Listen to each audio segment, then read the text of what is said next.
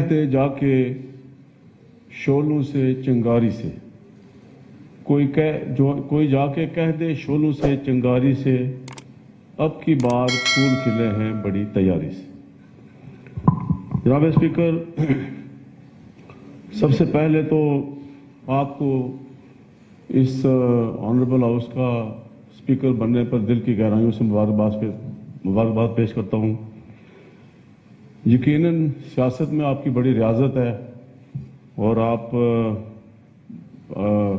One of the most senior parliamentarian हैं। मुझे याद है आप तो 85 में एमएलए बने जब, और हम इकट्ठे फिर 90 में बने, और आपने हमेशा सियासत में बड़ा मुस्बत किरदार अदा किया। पाकिस्तान पीस पार्टी के साथ आपकी जो कमिटमेंट है वो सबके सामने है। आपने हमेशा पार्टी का फैसला कबूल किया और पार्टी के लीडरशिप को जो है वो इज़्ज़त और कदर की निगाह से उनके फैसलों को माना, और इस दफ़ा भी आपका स्पीकर बनना जो है ये हमारी क़यादत का फैसला और आपने उसे तस्लीम किया। मैं समझता हूँ कि जिस तरीके से कायदे-ए-वान ने बहैसियत स्पीकर इस ऐवान को बड़े मुस्बत और बड़े एहसन अंदाज में, बड़े ऑनरेबल अंदाज में चलाया, उसी तसलसल को जारी रखते हुए आप भी यकीनन इस ऐवान को जो है वो बड़े एहसन तरीके से, ऑनरेबल तरीके से चलाएंगे।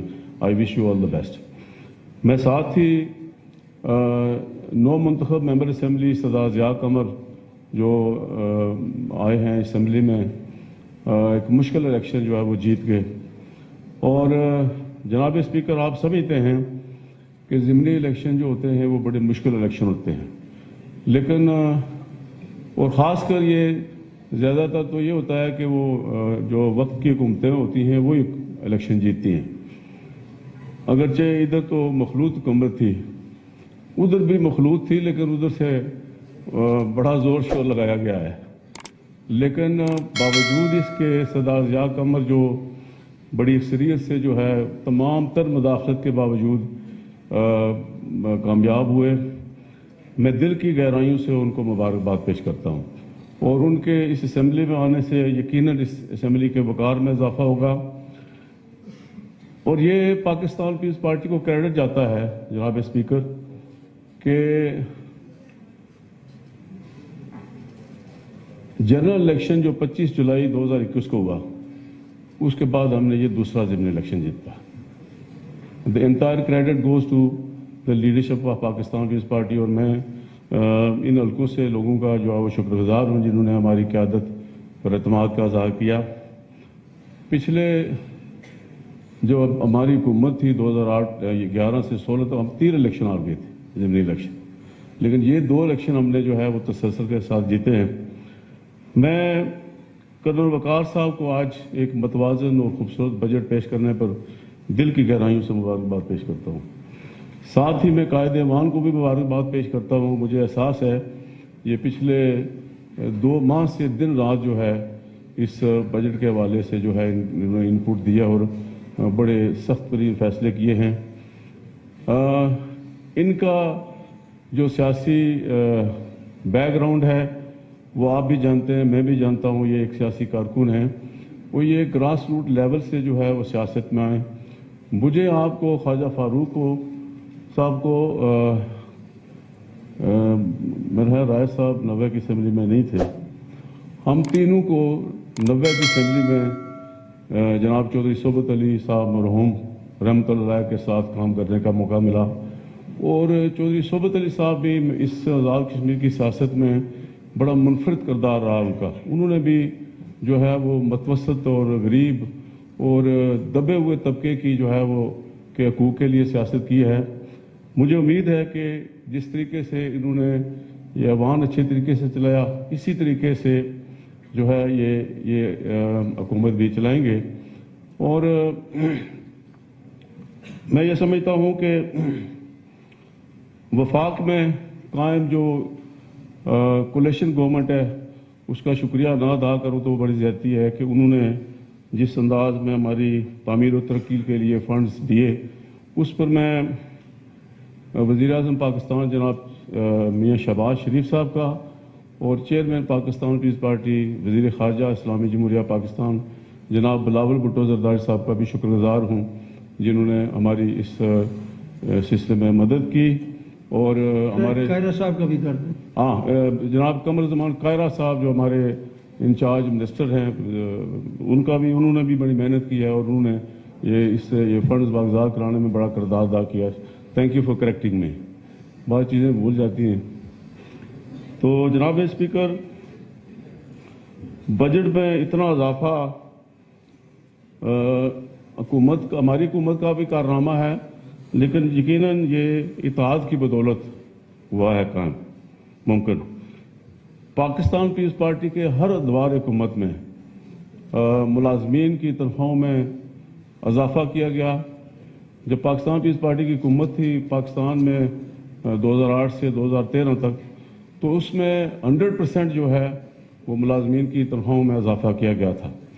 اس دفعہ بھی جناب صدر آصف زرداری صاحب نے اور چیئرمین بلاول بھٹو زرداری صاحب نے 50% اضافے کا مطالبہ کیا، لیکن 50% نہ ہو سکا، 35% اضافہ ہوا۔ اس پر میں اتحادی حکومت کا شکر گزار ہوں۔ پھر تنخواہوں اور پینشن میں بھی مناسب اضافہ کیا گیا۔ جناب اسپیکر، ترقیاتی مد میں آزاد کشمیر میں یہ سمجھتا ہوں کہ تاریخ کا سب سے بڑا بجٹ ہے یہ، اور کل یقیناً ریاست کی تاریخ میں ایک بڑی کابینہ بھی بننے جا رہی ہے۔ آئی ول وش دیم آل دا بیسٹ۔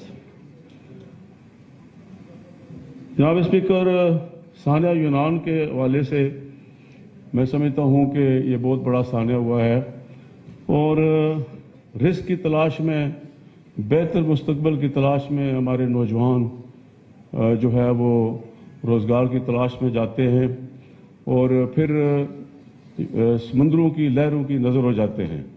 میں خود کھوریٹا گیا ہوں، اور کوئی تقریباً 30 گھرانے ہیں جہاں مجھے جانے کا موقع ملا۔ میرے سے ایک دن پہلے سابق وزیر اعظم راجہ فاروق حیدر صاحب بھی گئے ہیں۔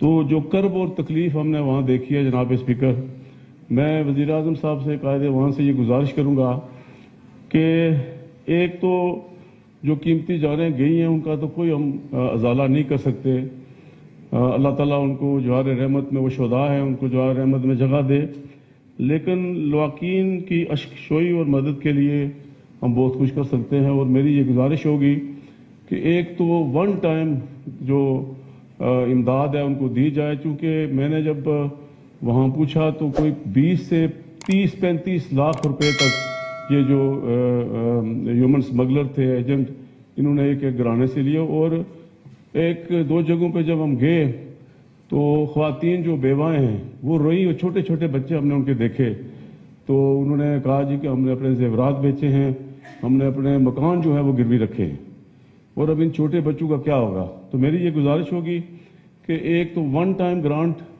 کم از کم 30 لاکھ روپیہ ہر فیملی کو دی جائے، اور پھر ان بچوں کے لیے جو یتیم بچے ہیں ان کے کفالت کے لیے ایک فنڈ جو ہے وہ قائم کیا جانا ضروری ہے۔ جناب اسپیکر، اور اس عمل کو روکنے کے لیے یہ جو اللیگل طریقے سے ہمارے لوگ جا رہے ہیں، یقیناً مجبور ہوتے ہیں اور بہتر مستقبل کی تلاش میں جاتے ہیں۔ میں صاحبزادہ احمد رضا صاحب کا اور سردار حسن ابراہیم صاحب کی تقریر کرتے ہوئے یہ کہوں گا کہ ووکیشنل ٹریننگ انسٹیٹیوٹ جو ہیں وہ بنائے جائیں۔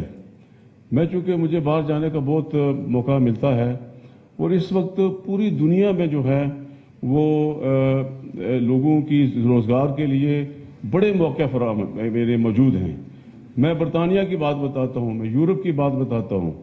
ابھی مجھے اسپیکر نیشنل اسمبلی راجہ پرویز صاحب ملے، تو انہوں نے کہا کہ وہ پچھلے دن آسٹریلیا گئے ہوئے تھے۔ انہوں نے کہا میری آسٹریلیا کے وزیر اعظم سے ملاقات ہوئی، تو اس نے کہا جی کہ ہمیں آپ کے ملک سے لیبر کی ضرورت ہے، ہمیں آپ کے ملک سے پلمبرز کی ضرورت ہے، الیکٹریشینز کی ضرورت ہے، نرسز کی، میل نرسز کی، فیمیل نرسز کی ضرورت ہے. لیکن پرابلم یہ ہے کہ آپ کے ملک سے جب آتے ہیں جو جوان تو ان کے جو ڈپلوما ہوتے ہیں وہ فیک ہوتے ہیں، تو ہمیں بھی بڑی شرمندگی ہوتی ہے. تو اس سلسلے میں سمجھتا ہوں میں قائد ایوان سے یہ گزارش کروں گا کہ کریڈیبل ووکیشنل انسٹیٹیوٹ جو ہے وہ بنائیں اور تمام ضلعوں کے اندر بنائیں، اور جو بنے ہوئے ہیں ان کو اپ گریڈ کریں. اور یقیناً یہ ایک لیگل طریقہ ہے باہر جانے کا. اور وہاں میں چونکہ فوڈ بزنس سے رہا ہوں منسلک، ایک کک جو ہے وہ اس وقت ایک مہینے کا 50 لاکھ روپے تنخواہ لے رہا ہے اچھے ریسٹورنٹس میں. اور ہمارے میں سمجھتا ہوں کہ کوکس کی جو ہے وہ کوئی کمی نہیں ہے. یہ بیکریاں جو ہے ان میں ہمارے لوگ بڑے جو ہے وہ مہارت رکھتے ہیں. تو یہ ووکیشنل ٹریننگ انسٹیٹیوٹ جو ہیں یہ بنائے جائیں تاکہ لوگوں کو روزگار کے لیے جو ہے ان کو سکھایا جائے اور ان کو جو ہے وہ کریڈیبل قسم کے جو ہے ڈپلومے دیے جائیں جو وہاں جا کر شرمندگی نہ ملک کی شرمندگی کا باعث بنے اور نہ اپنے لیے. ساتھ ہی جناب اسپیکر، شہدائے کشمیر کو جتنا بھی خراج عقیدت پیش کیا جائے وہ کم ہے کہ وہ ہمارے کل کے لیے آج اپنا قربان کرتے ہیں. اور میں یہ سمجھتا ہوں کہ آزادی کی تحریکیں دنیا میں ہمیشہ اپنے منطقی انجام کو پہنچی ہیں. میرا ایمان ہے کہ کشمیری بھی اپنا حق آزادی حاصل کر کے رہیں گے.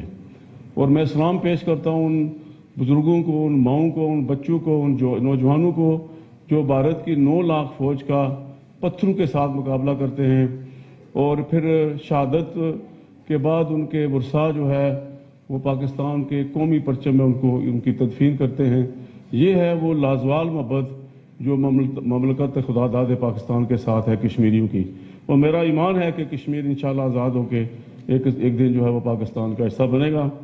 اس موقع پر خواجہ پاکستان جو دفاع وطن اور دہشت گردی کے خلاف برسر پیکار ہے ان کے جوانوں کو بھی سلام اور شہداء کو خراج عقیدت پیش کرتا ہوں. وہ بھی ہمارے بہتر کل کے لیے، ہمارے مستقبل کے لیے اپنا آج قربان کر دیتے ہیں. 9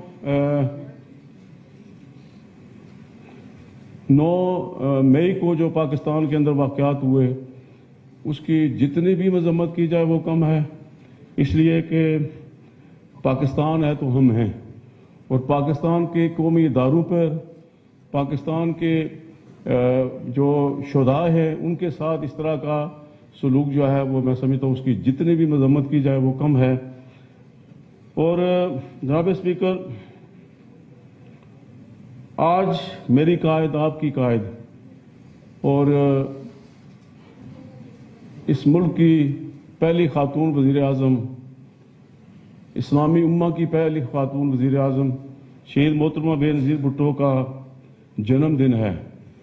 اور محترمہ بے نظیر بھٹو نے جس طریقے سے وقت کے 2 آمروں کے خلاف، ضیاء الحق کے خلاف اور پرویز مشرف کے خلاف ایک خاتون ہو کے جس طریقے سے مقابلہ کیا اور پاکستان میں جمہوریت کی بحالی کے لیے انہوں نے جو قربانیاں دی وہ کوئی ڈکی چھپی بات نہیں ہے. اور پھر دونوں آمروں سے مقابلہ کر کے انہوں نے پاکستان میں جمہوریت بحال کرائی. اور اس کے لیے انہوں نے اس عرصے میں آپ نے دیکھا کہ اس سے پہلے ان کے والد کو شہید کیا گیا، اس کے بعد جو ہے وہ ان کے 2 بھائیوں کو شہید کیا گیا، لیکن اس عظیم لیڈر کے پایہ استقلال میں کبھی لغزش نہیں. اور بالآخر انہوں نے دونوں آمروں کے ساتھ مقابلہ کر کے جو ہے وہ پاکستان میں ڈیموکریسی ریسٹور کرائی. جناب اسپیکر، ان کو جتنا بھی خراج عقیدت پیش کیا جائے وہ کم ہے. اور مجھے امید ہے کہ جس طریقے سے ان کے لخت جگر وزیر خارجہ پاکستان جناب بلاول بھٹو زرداری صاحب ایس سی او کی کانفرنس میں باوجود اس کے کہ ان کے سر کی قیمت جو ہے وہ 80 کروڑ روپیہ آر ایس ایس نے اور دوسری جو دہشت گرد تنظیمیں ہیں انہوں نے لگائی اور ان کو بہت سارے لوگوں نے منع کیا کہ آپ نہ جائیں، تو انہوں نے کہا نہیں میں وہاں جاؤں گا اور وہاں میں کشمیر کی بات کروں گا، پاکستان کی بات کروں گا اور ہندوستان جو ایک ٹیررسٹ ملک ہے اس کے خلاف بھی وہاں بات کروں گا. اور پھر یونائٹڈ نیشن میں وہاں جا کر انہوں نے، یہ کوئی آسان بات نہیں ہوتی، وہاں انہوں نے جا کر جب اسامہ بن لادن کی بات آئی کہ وہ ایک دہشت گرد تھا وہ ایک بروٹل آدمی تھا، تو انہوں نے کہا وہ تھا، لیکن ایک اور جو ہے وہ ٹیررسٹ ہے، ایک اور جو بروٹل آدمی ہے، جو مرڈرر ہے، وہ ہندوستان کا وزیر اعظم ہے، اس کے بارے میں بھی بات ہونی چاہیے۔ یہ کوئی عام بندہ نہیں کر سکتا، نہ اس سے پہلے یہ پاکستان پیپلز پارٹی کو ہی کریڈٹ جاتا ہے۔ تو مجھے امید ہے کہ انشاءاللہ جس انداز سے وہ پاکستان کے اندر سیاست کرے، انشاءاللہ وہ دن دور نہیں جب وہ پاکستان کے اسلامی جمہوریہ پاکستان کے وزیر اعظم ہوں گے۔ جناب اسپیکر، آخر میں یہاں اس اسمبلی کو یہ اعزاز حاصل ہے اور ہمارے وزیر خارجہ کو یہ اعزاز حاصل ہے کہ انہیں اسمبلی سے خطاب کرنے کا موقع ملا، اور یہاں انہوں نے ایک بات کی تھی کہ اپوزیشن کا جو حق ہے وہ ان کو دے دینا چاہیے۔ وہ میرے بھی لیڈر ہیں، آپ کے بھی لیڈر ہیں، میرا خیال ہے کہ ان کا یہ قانونی اور اخلاقی اور ہر حوالے سے ان کا یہ حق ہے، اور یہ حق ان کو دے دینا چاہیے۔ اور خواجہ فاروق جو اپوزیشن کے متفقہ امیدوار ہیں، ان کا نوٹیفیکیشن ہو جانا چاہیے۔ آخر میں ایک مرتبہ پھر میں قائد ایوان کو اور کرنل صاحب کو ایک مثبت، متوازن اور اچھا بجٹ پیش کرنے پر دل کی گہرائیوں سے مبارکباد پیش کرتا ہوں۔ وآخر دعوانا الحمدللہ۔